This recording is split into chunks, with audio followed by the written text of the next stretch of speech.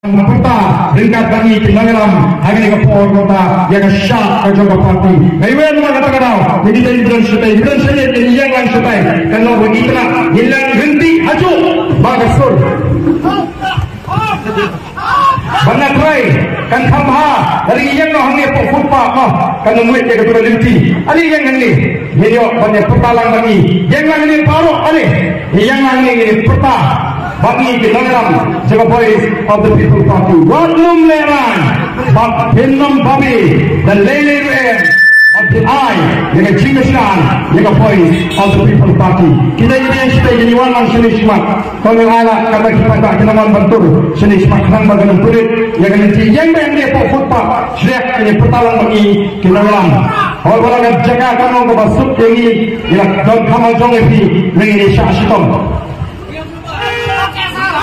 Yang baik, one baik, sini. Sipang lele kamu kamat itu. Ali lang sini, one lang sini. Benda ini yang sini. Apa sini dewan yang kita? Kita ini mana? Kita luar sini. Nayang sini. Ali kita apa? Dia kampung boy. Jawab, dalam 10 minit, Kampoi, bangun kinuan. Nangin pembori ini kekam.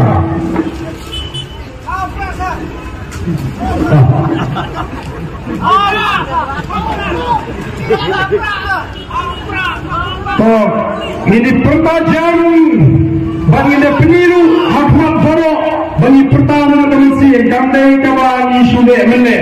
Bagi pertanyaan dan rakyat ini tinggi, bagi pertanyaan sakit, bagi rakyat kom kita kepada langsung senang, jangan senang langsung katakan ke dalam sini, bagi rakyat juga sangat berfai, yang Voice of the People Party. Dia ini kapor ini pertarung bagi Kinangalam juga parti, bagi next year diberi berapa scam, yang juga dekat, bagi rakyat juga sangat, yang Voice of the People Party. Hapra.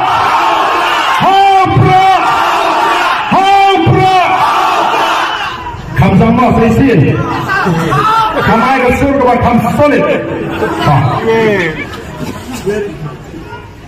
Ini pemba, kam jam susu, hapra,